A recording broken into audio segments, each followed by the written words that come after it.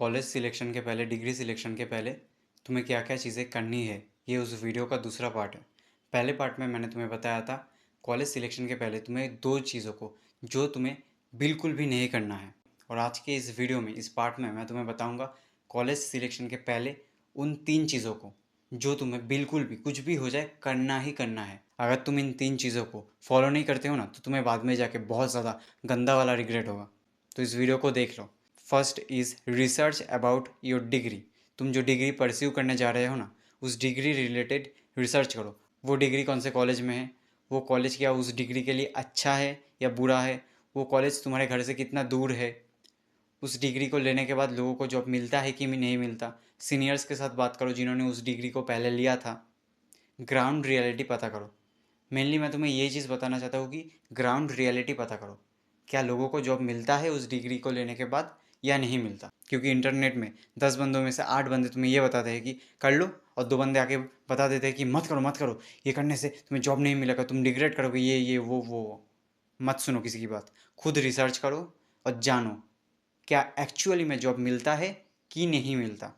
ऊपर से तुम्हारे अंदर जितने भी क्वेश्चंस है उस डिग्री को रिलेटेड, उस सारे क्वेश्चंस का आंसर खुद रिसर्च करके निकालो। कुछ चीज़ों का आंसर तुम्हें गूगल से मिल जाएगा, कॉलेज के वेबसाइट के द्वारा, और कुछ चीज़ों के लिए तुम्हें थोड़ा सा मेहनत करना पड़ेगा। तुम्हें फेसबुक इंस्टाग्राम की हेल्प लेना पड़ेगा उन चीज़ों को जानने के लिए। तो तुम अपनी डिग्री के लिए रिसर्च करो मेरे भाई।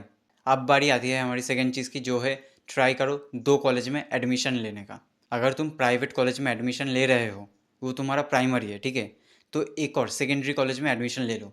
वो गवर्नमेंट होना चाहिए और तुम्हारे नियर बाई होना चाहिए, वो तुम्हारे बहुत ही आसपास में होना चाहिए कॉलेज, ठीक है।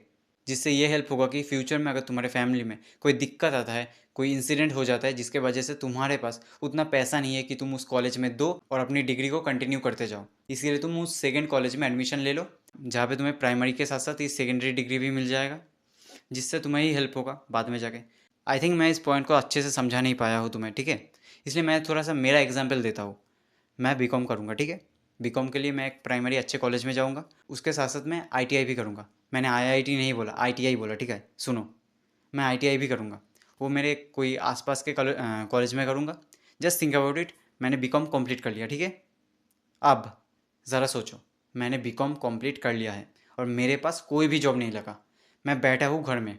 अब आईटीआई डिग्री की वजह से मुझे कोई ना कोई जॉब मिल जाएगा, क्योंकि आईटीआई में टेक्निकल चीज़ें सिखाई जाती है, प्रैक्टिकल चीज़ें सिखाई जाती हैं जो एक्चुअली में हम लोगों का काम में आएगा। अगर मुझे कोई जॉब भी नहीं मिलता तो मैं लोगों के घर में काम करके पैसे कमा लूँ, इलेक्ट्रिशियन का काम करके कमा लूँगा। बट वहीं पे कोई और बंदा जिसने एक डिग्री किया है और उस डिग्री में भी उसका बहुत ही अच्छा वाला ग्रिप नहीं है, तो अब सोचो, वो बंदा अपने घर में बैठा होगा और मैं वहीं पे कुछ पैसे कमा लूँगा। हो सकता है मैं बहुत ज़्यादा पैसे ना कमाऊँ, बट मैं घर में तो बैठा नहीं रहूँगा, मैं कुछ तो कमाऊँगा ना। कुछ ना होने से अच्छा कुछ तो होना होता है। इसलिए तुम मेरे इस दूसरे स्टेप को फॉलो कर सकते हो। मैं अगेन बताता हूँ, ये सबके लिए नहीं है। अगर तुम भी मेरी तरह ये सोचते हो, तुम्हें जल्दी से जल्दी फाइनेंशियली खड़ा होना है अपनी फैमिली के साथ, तो तुम इस स्टेप को फॉलो कर सकते हो, वरना तुम इस स्टेप को रहने दो। सबके लिए नहीं है ये स्टेप, मैं मानता हूँ। अब हम लोग बात करते हैं थर्ड एंड मोस्ट इंपॉर्टेंट चीज़ के बारे में, जो कि है spoken English and written English को बेहतर करो। अगर तुम अच्छे से इंग्लिश में बात नहीं कर सकते हो, तो अच्छे से बात करना सीखो, स्पोकन इंग्लिश के क्लासेस लो। अगर तुम रिटन इंग्लिश एकदम बेकार है तो उसको भी सही करो।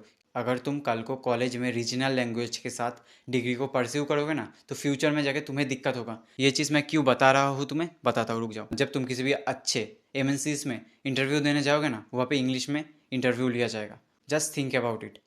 तुम्हारा थियोरिटिकल नॉलेज बहुत अच्छा है, तुम्हारा प्रैक्टिकल नॉलेज भी बहुत अच्छा है, बट तुम्हारा इंग्लिश स्पोकन स्किल एकदम ख़राब है। तुम अच्छे से अपने आप को प्रेजेंट ही नहीं कर पाए, सामने वाला आदमी क्या समझेगा, तुम्हें कुछ नहीं पता, तुम्हें मामूली इंग्लिश नहीं आता, तो तुम कैसे उस इम्पोर्टेंट रोल को प्ले करोगे उस कंपनी के लिए। यही समझेंगे भाई सब लोग। तो बस जॉब के लिए नहीं, अपने आप को भी इम्प्रूव करने के लिए इंग्लिश को सीख लो। बाकी अगर तुम्हें ये वीडियो वैल्यूएबल फील हुआ है इतू सा भी, तो थोड़ा सा कमेंट कर देना, क्योंकि तुम्हारे एक कमेंट से मुझे बहुत ज़्यादा मोटिवेशन मिलेगा एक नया वीडियो बनाने का। तो भाई आज के लिए इतना ही, बाकी मिलते हैं हम लोग एक नया वीडियो में।